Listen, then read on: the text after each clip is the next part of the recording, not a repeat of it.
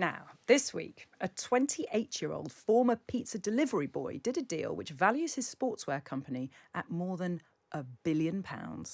Ben Francis founded the Gymshark clothing brand with in his parents' garage in 2011 when he was just 19. So, how did he get here? We've got Ben on the line now. I'm hoping he's going to tell us how to make a £1 billion in 9 years. Please do, Ben. Good morning to you. Good morning. Did you ever imagine that your garage project would be this successful? I think you sort of have a dream, but you don't want to sort of think too far ahead. So it was always a dream, but I didn't really think it would ever truly happen. And how did it happen? I think 8 years of like solid graft, I guess. Like we started off hand making the clothes, bought a screen printer, bought a sewing machine. My mum and my nan taught me how to sew. We were one of the first businesses to start sponsoring influencers and YouTubers and things like that. Sort of emptied our bank, going to events around the world, and just sort of pushed the brand as hard as we possibly could, really. And is that the success of this brand? Because obviously lots of people make gym clothes. You can buy gym clothes from lots of places. Or was it the honing in on influencers and using people who had big followings on Instagram? Was that the sort of making of it? Yeah, I mean, a little bit. There's one of a lot of different things. So I think we had a super unique product, right? So if I look at Under Armour, for example, their core product was a base layer, and they did that really, really well, and they expanded out from there. Nike did it with a running shoe, and I think what we did is we offered true product for lifters and gym goers, which I don't think anyone else was really doing. What we then did with that unique product is combined it with a very unique sort of business model. So Under Armour, again, sort of a brand that has done really well over the last sort of 10 years. Their model was all about put as much product as you can into as many stores as you can to please as many people as you can. So then there was a huge sort of distribution network of product. Now we approached it in a different way. We're a purpose-led brand, and if we know anything about the sort of younger consumers of today, they want to wear a brand that truly resonates with their core values.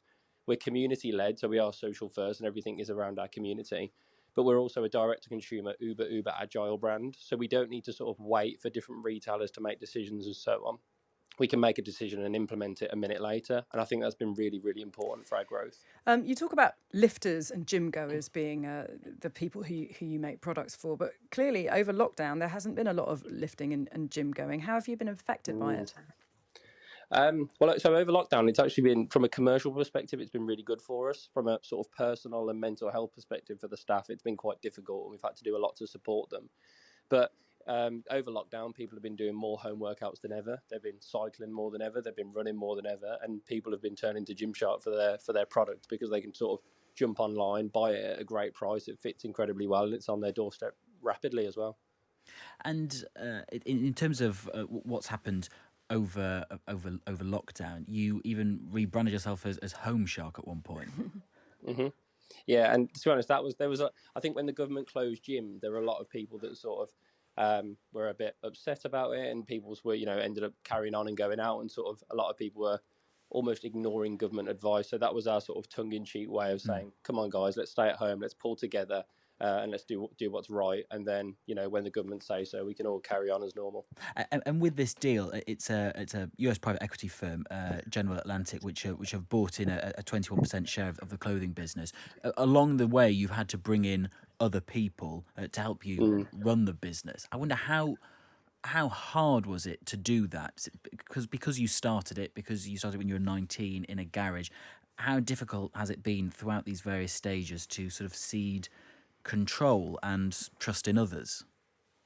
Yeah, so I mean, the thing that's really helped me is I've always had and maintained control over the brand and how it works. I think the thing that I found tough at the start at 21, 22 years old was bringing people on that were better than me, and that's a little bit of a hit to your ego. Yeah. Because you think that you're sort of better than you are. But to be honest, bringing on great people has been amazing, because as they do, they improve the brand, you learn to trust, and you grow.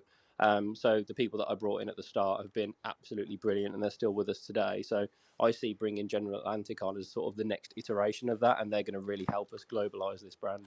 Over the past few years, there's been a sort of greater appreciation of body image issues with men. Obviously, for ages, people have been talking about how advertisements and the pursuit of the perfect body affect women. But as we've seen with Love Island and things like that, those kind of issues are affecting men as well. Are you concerned about where companies like Gymshark sit in that conversation about in terms of promoting, this is a perfect body image? I don't think we do that. I'm actually really proud of where we sit. So everything that we do is around conditioning, and we define conditioning as anything that you do today to prepare yourself for tomorrow. So whether you're an elite athlete in incredible shape, whether you're, I don't know, working in an accountancy firm and you just want to lift on the evenings once or twice a week or go for the odd run, we want to support you in that journey. So we want to be as inclusive as possible and just help as many people as possible improve themselves from a conditioning perspective. There'll be people listening to this who would quite like to do what you've done and have a £1 billion company. What advice would you give to them? I think you have to have a real vision. So I think something that I'm now looking back, been able to realise is that I've had this clear vision for a long, long time, and you have to be quite unwavering on that.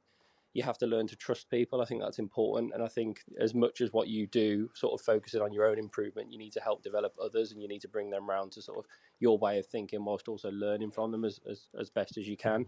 But yeah, ultimately, if you've got a vision and you are going to work towards it and you can put the right people in place, then I think the opportunities right now are huge. And of course, at one time, you were part of an advisory group for Number 10. Correct me if I'm wrong. I wonder what you think about how government helps or doesn't people in your situation, people looking to do startups. Is there enough support there? So I personally didn't ever take advantage of any sort of government support. I think, to be honest, I can't really comment on what there is because I'm not 100% sure. I think if there's any room for improvement is around the marketing of that and making sure that people are aware that there is support.